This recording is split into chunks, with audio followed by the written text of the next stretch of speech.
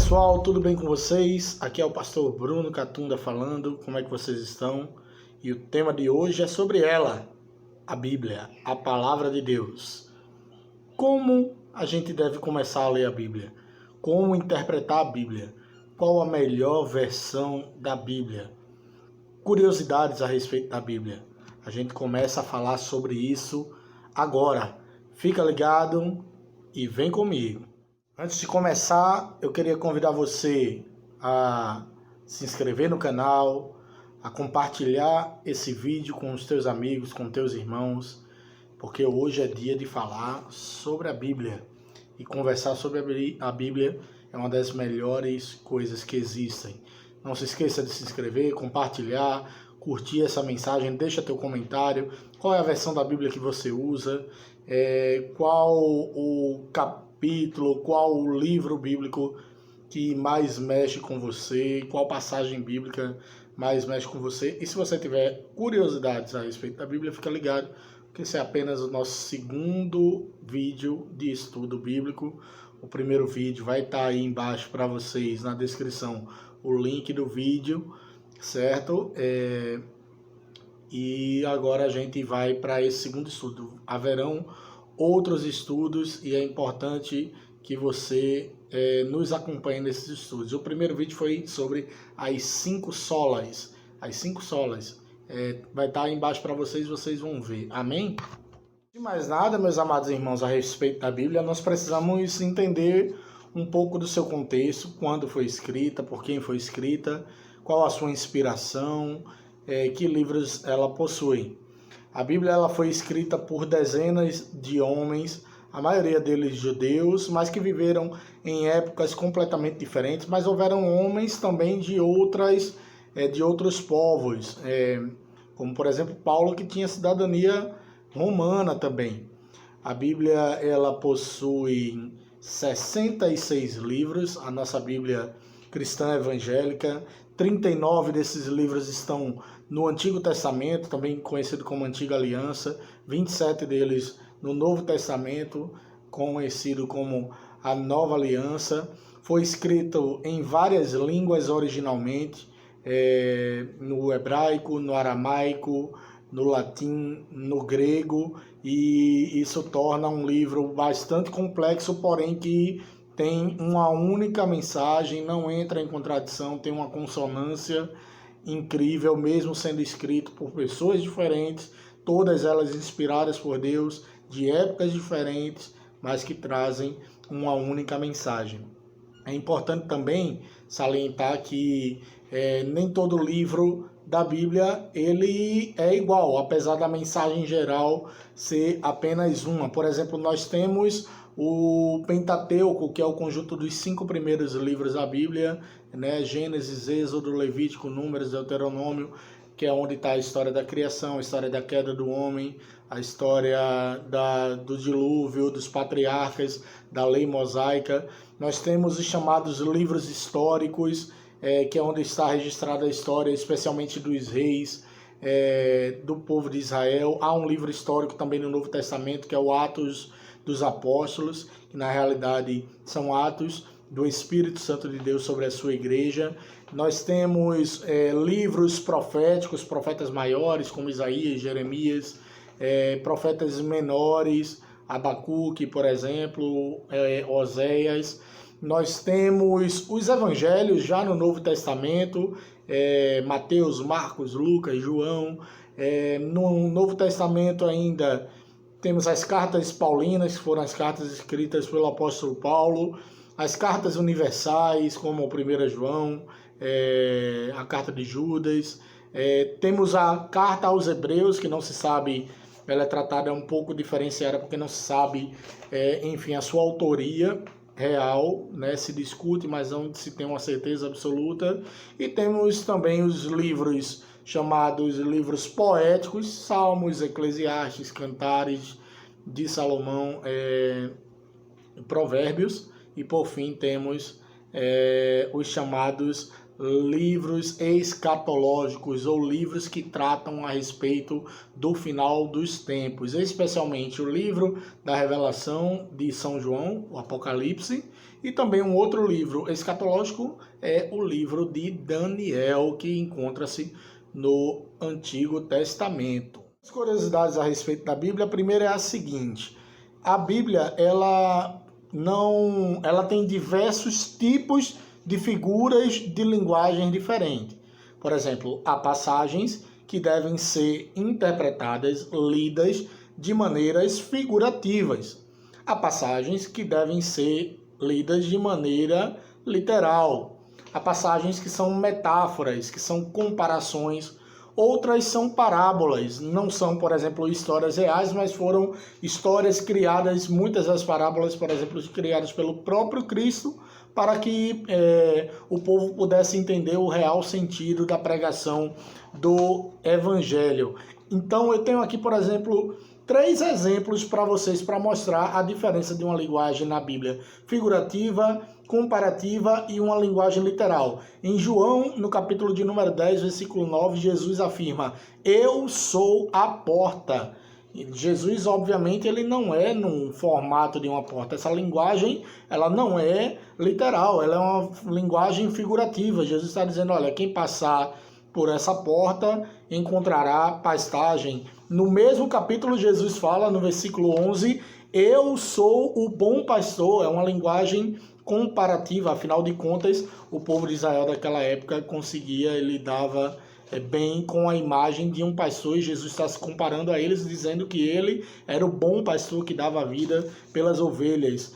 Um outro versículo, mas agora que mostra uma análise literal e até espiritual da Bíblia, é João 14, versículo 6, tudo dentro do Evangelho de João. Eu sou o caminho, a verdade e a vida, também palavras de Jesus. Ele é literalmente o caminho, ele é literalmente a verdade, ele é literalmente a vida. Então é importante a gente saber que a Bíblia ela vai ter nuances, linguagens, formas diferentes de passar uma mensagem. Por exemplo, no Apocalipse, é muito usado a linguagem alegórica. A linguagem alegórica é uma linguagem praticamente figurada, né?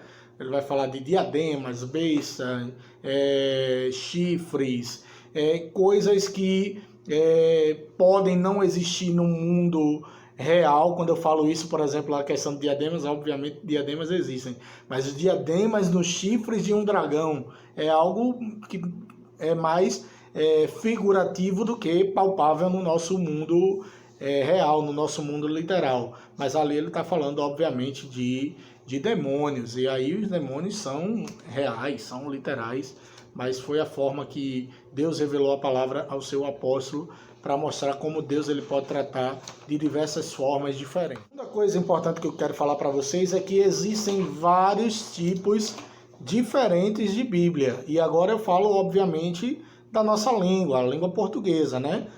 Eu pessoalmente tenho 3, tá? Todas com interpretações não, leituras completamente diferentes. Essa daqui é uma minha Almeida, corrigida e atualizada. Muito legal essa Bíblia, ela é uma linguagem mais tradicional, certo? Essa é uma Bíblia nova tradução na linguagem de hoje. A Bíblia de Estudo da Plenitude para jovens, sou jovem ainda.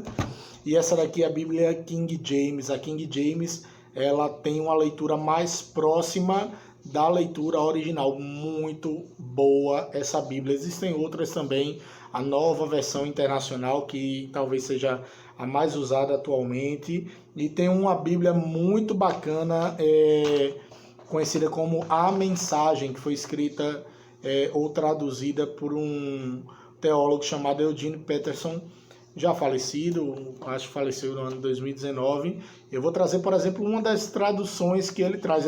Ele traz também a sua interpretação pessoal de cada um dos versículos, mas sem perder a essência real da coisa. Por exemplo, João 3,16, que originalmente a gente sempre conhece como Deus amou o mundo de uma tal maneira que deu seu Filho unigênito para que todo aquele que nele crê não pereça, mas tenha vida eterna. Ele escreve assim: Deus amou tanto o mundo que deu seu Filho, seu único Filho, pela seguinte razão: para que ninguém precise ser condenado, para que todos, crendo nele, possam ter vida plena e eterna. Muito bonito, né? Já procurei essa Bíblia em tudo que é lugar, especialmente Luz e Vida. Eu acho que eu já fui para mais de 30 vezes na Luz e Vida ver se encontro. Perdi uma oportunidade uma vez de comprá-la e depois, quando eu quis comprar, não encontro essa Bíblia de jeito nenhum. Me servirá bastante. A gente gosta de trazer uma explanação a respeito da palavra. É sempre bom pegar várias versões diferentes para poder chegar ao que a gente quer passar verdadeiramente da mensagem, não esquecendo também da questão original. Mas independente da versão da Bíblia que você use, ou da leitura que você faça, é importante salientar que a Bíblia ela não possui contradições. Isso prova, obviamente, a inspiração divina nela. Alguns, obviamente, vão também buscar contradições na Bíblia e, por conta de uma tradução ou outra, podem tentar encontrar ou embasar essas contradições.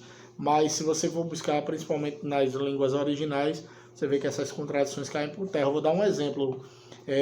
Em Gênesis, em Números 23:19, diz que Deus não é homem para que minta, nem filho do homem para que se arrependa. Deus não se arrepende.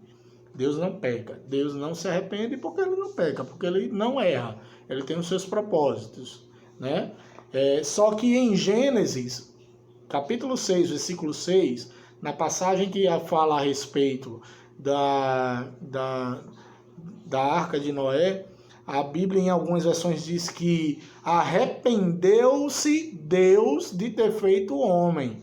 Aí é uma tradução que foi feita, especialmente aqui no Brasil, por João Ferreira de Almeida, equivocada. No original, a palavra correta é entristeceu-se Deus de ter feito o homem e por conta disso decidiu destruir aquela criação, mesmo poupando Noé e sua família na arca, né? Então ela não tem uma contradição. A Bíblia se completa, é redundante isso, completamente, né? Ela não entra em contradição. Meus irmãos, eu quero passar agora para vocês algumas dicas e eu quero que você fique até o final desse vídeo, porque as 3 últimas dicas são fundamentais para que a gente tenha uma compreensão melhor das Escrituras Sagradas. Portanto, não saia daí, fique, porque você vai gostar bastante. A primeira dica que eu tenho para você que tem um desejo de ler a Bíblia, de tentar interpretar as Escrituras Sagradas, é o seguinte: aponte sempre para Jesus. Busque sempre Jesus no texto. Obviamente que nem todas as histórias da Bíblia vão ter Jesus ali implícitas, mas a gente deve entender que Jesus é um dos temas, ou é o tema central das Escrituras Sagradas. Portanto, ele deve sempre ser buscado no texto. Eu vou dar um exemplo a respeito do livro de Cantares. Há um grande debate, a gente não vai fazer esse debate aqui, quem sabe em um outro momento, a respeito da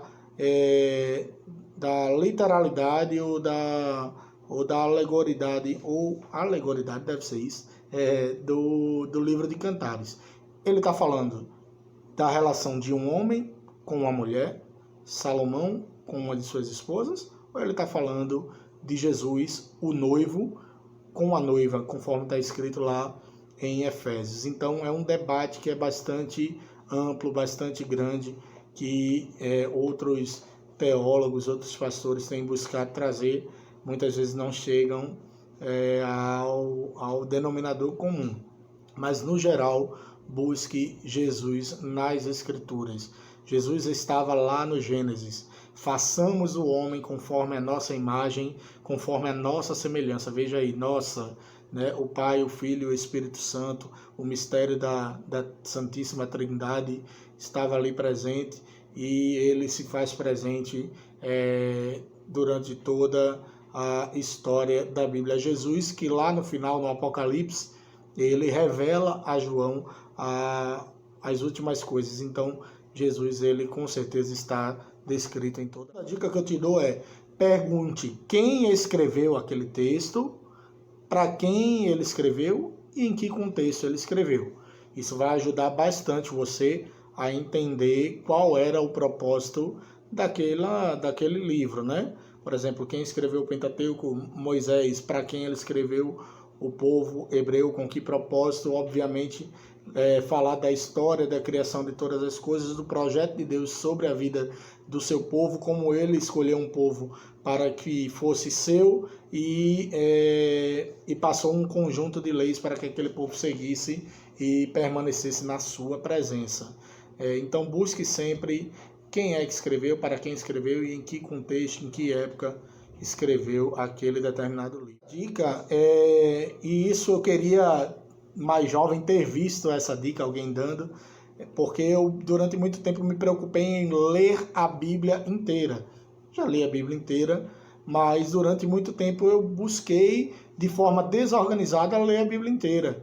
E essa não deve ser uma preocupação sua nesse momento. Eu sei que principalmente novos convertidos têm esse desejo, essa sede pela palavra, mas tenha calma, organize suas leituras da Bíblia. Comece uma leitura de maneira paulatina, organizada, com leituras diárias, com devocionais que vão te ajudar mais do que se você sair numa jornada desenfreada através de uma leitura bíblica em menos de um ano. Nada disso. Leia com calma, com tranquilidade. Ler a Bíblia inteira vai ser apenas uma consequência da tua espiritualidade. Começar a ler, a dica é: leia começando pelos evangelhos. Se for para escolher dentre um dos evangelhos, Mateus, Marcos, Lucas e João, eu escolheria começar pelo evangelho de Marcos, porque é o primeiro evangelho escrito e ele serviu como base para todos os outros 3 evangelhos, Mateus, Lucas e João.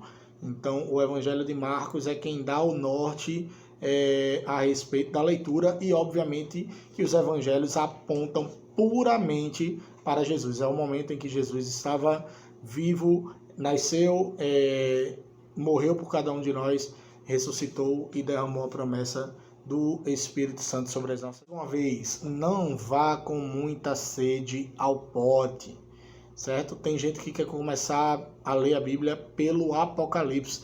O Apocalipse, sendo bem honesto, bem sincero, é um dos livros mais difíceis e até hoje mais debatidos, com várias interpretações diferentes, milenismo, pós-milenismo, amilenismo, uma série de situações a serem debatidas que, para quem está principalmente começando a leitura bíblica, não vale a pena ir por esse caminho. Tem gente que já quer começar a casa pelo telhado. Não é assim. Você precisa de bases sólidas para depois ir avançando, tomando leite racional e, enfim, chegar aos livros mais complexos, mais complicados, que realmente precisam de um mergulho ainda mais profundo. Bem bacana. Siga histórias bastante conhecidas. Não tenha medo de mergulhar em histórias que são, inclusive, simples ou no imaginário popular. A história da criação, a história do dilúvio, a história de Davi e Golias. Todas essas histórias são importantíssimas, são fundamentais e têm grandes lições. Não acho que porque você já ouviu alguém falando sobre essa, ou já assistiu um desenho, um filme a respeito disso, que não vale a leitura. A leitura é muito bacana, até porque você vai aprender coisas novas, e geralmente são as passagens mais faceizinhas da Bíblia. Genealogia é muito importante, mas não é tudo. Principalmente quando você chega no livro dos Números, aparece muita árvore genealógica. Não se prenda a isso. Sinceramente, é a parte mais chata da leitura da Bíblia, né? Fulano gerou ciclano, que gerou fulano, que gerou beltrano. Óbvio que ela tem um propósito para estar escrita. E há muitas revelações também dentro das genealogias. Por exemplo, a prostituta Raabe, que havia dado guarida aos espias de Israel na tomada da cidade de Jericó, está na árvore genealógica de Jesus, e isso é uma promessa que Deus derramou através da vida dos espias sobre a vida dela. Então, é importante, mas ela também não é tudo, né? Eu sei que isso termina gerando uma chateação, uma morosidade, mas tenha bastante paciência quando você chegar nessa parte de árvore genealógica. Outra dica é intercale leituras de vários livros diferentes. Se você está lendo um evangelho, não fique preso somente num evangelho. Leia um salmo aqui, outro acolá. Leia um livro do Pentateuco.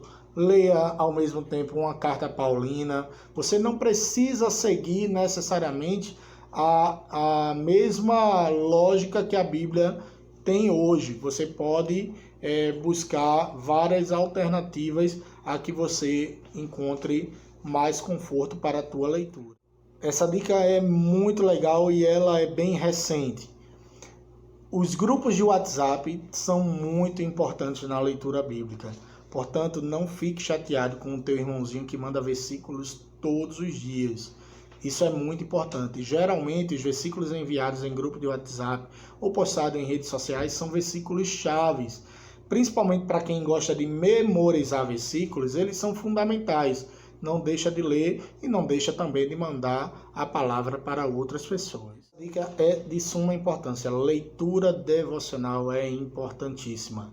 Não espere ninguém vir lhe alimentar. Alimente-se você mesmo. Ainda que você seja um bebê na fé, uma criança na fé, tenha acabado de se converter, comece sozinho a se alimentando e ouvindo também outros irmãos, ouvindo vídeos no YouTube, como esse aqui, pregações, as exposições bíblicas na sua igreja é muito importante, mas alimente-se também. Deus quer que você também leia você mesmo a sua Bíblia. Dica fundamental: na hora da leitura da palavra, no culto da igreja que você frequenta, preste atenção na palavra e acompanhe a leitura na sua Bíblia. Seja na Bíblia tradicional, o livro, seja na tua Bíblia por aplicativo. Isso é fundamental para que a gente entenda se há veracidade naquilo que o pregador está tentando trazer ou não. Quem fazia isso? A igreja de Bereia, e por isso foi inclusive elogiada pelo apóstolo Paulo. Enquanto Paulo pregava, os bereanos, está escrito lá em Atos, no capítulo 17, os bereanos abriam as escrituras. Eu estou fazendo assim, mas obviamente eram papiros, né? Não era um livro como esse.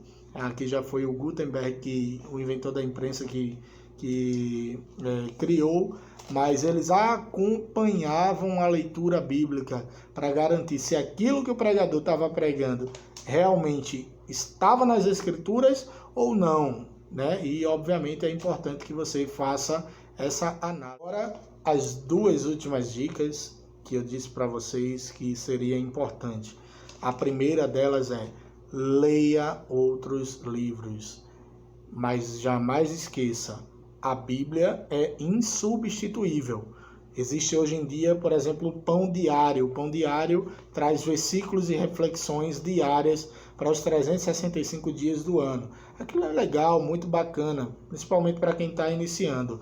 Mas não esqueça que o nosso Pão Diário é buscado verdadeiramente na Bíblia, aprofundando, buscando o contexto da Bíblia. Jamais pegue um versículo isoladamente. Essa é uma outra dica. Jamais pegue um versículo isolado. Leia todo o texto inteiro, para que você entenda verdadeiramente qual era a intenção do autor naquela passagem. Vou falar, por exemplo, tem um versículo muito usado pelos irmãos da igreja, que é: um ao outro ajudou e ao seu irmão disse esforça-te.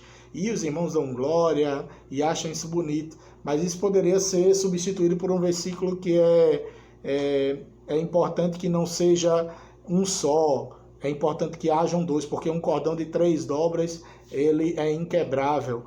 Por que não usar o versículo anterior? Porque no contexto o versículo anterior não está falando de algo benéfico, está falando de dois artesãos que estão fazendo um artífice para adorar no lugar de Deus. Um está ajudando o outro e se esforçando mutuamente.